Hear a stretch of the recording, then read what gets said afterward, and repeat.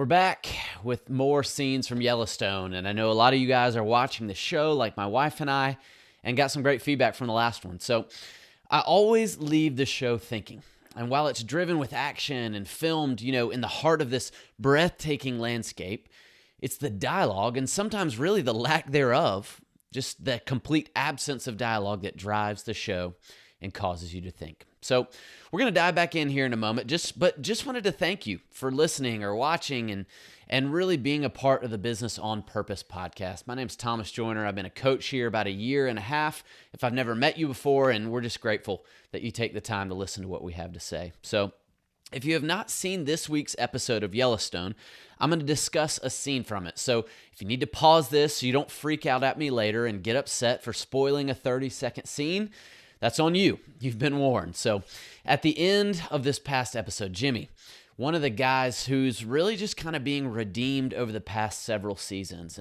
and going from meth addict to miserable stable hand and now sent to Texas to learn how to be a cowboy, is just at the end of this long workday.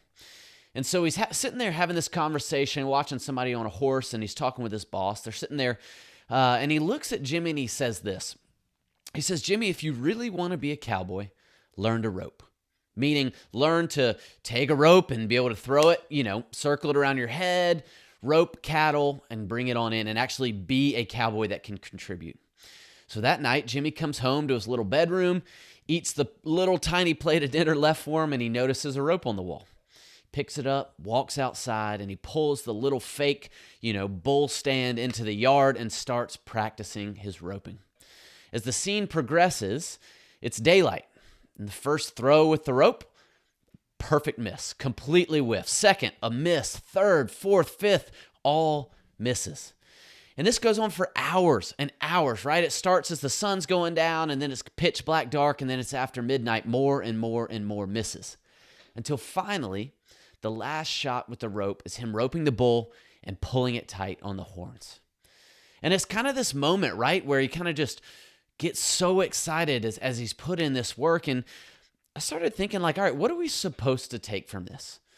What does some fictional former meth head turned cowboy learning to rope have to do with running your business, wherever you are? And as I started to marinate on it and just kind of run it through my head a little bit, I think it's all about what work are you willing to do in private? What work are you willing to do when no one is watching? That is the work that truly matters, that truly gives you a leg up. In the scene with Jimmy, they zoom out and there's no one watching. There's no one cheering him on, encouraging him, or telling him what he's doing right or wrong. No, it's just him. Because he knows deep down that the only way to be the cowboy he wants to be is to put in the reps, to put the work in, to do the stuff that's no fun and so far from any type of predictable success that it's frustrating and honestly, it's downright discouraging. So what work are you willing to put in that no one may ever know that you do? Is it taking the time out of your week to pore over your books, to look at your accounting, your numbers, and to make sure you're making wise choices and build a budget for the next year to make sure that you're making fiscally conservative and wise choices? Is it the hard work of recording all your systems and processes so that you can train your team in a repeatable and accountable way? Maybe it's getting into work before anyone knows you're there to map out the day and maybe put your routes together and logistically save your business money by getting everything organized. They'll never know you were there at 5, 6, 7 in the morning. But what they will see is the productivity and the bottom line growing as a result. Or maybe you, like Jimmy, just need to put in the technical reps to get better at your craft, to take rep after rep after rep, knowing that there's no shortcut to success. I think if I could take something from this scene, it's that there's no shortcut to success. No get-rich scheme out there. There's businesses out there promoting and promising that you'll crush it if you'll just follow this 5-step program to success. It's all fake, guys. It's all fake. There is no shortcut. You have to pay the price and you have to put in the reps. But here's the good news, the encouragement in all this. One day, instead of stringing together one success, it'll be 2. And instead of 2, it'll be 3, and then onward and upward from there. I'll never forget the story of Kobe Bryant before a scrimmage at the Olympics in 2008. Read this shortly thereafter he died, and he wakes up one morning, calls his trainer. It's 4:15 in the morning, and he asks him to come to the gym with him. And even though they had a noon scrimmage that day against another country, they get a 90-minute workout in. Kobe tells the trainer, hey, you can head out if you want to. So the trainer left, went and got a few more hours of sleep before he had to be back, getting everybody ready for the game. When he got back to the gym, he goes up to Kobe to encourage him on a great morning workout. Great job, man. And Kobe just kind of looks at him and goes, huh? And he says, hey, great job this morning. You got a great workout in. Nobody else was here. What time did you kind of get back to the gym?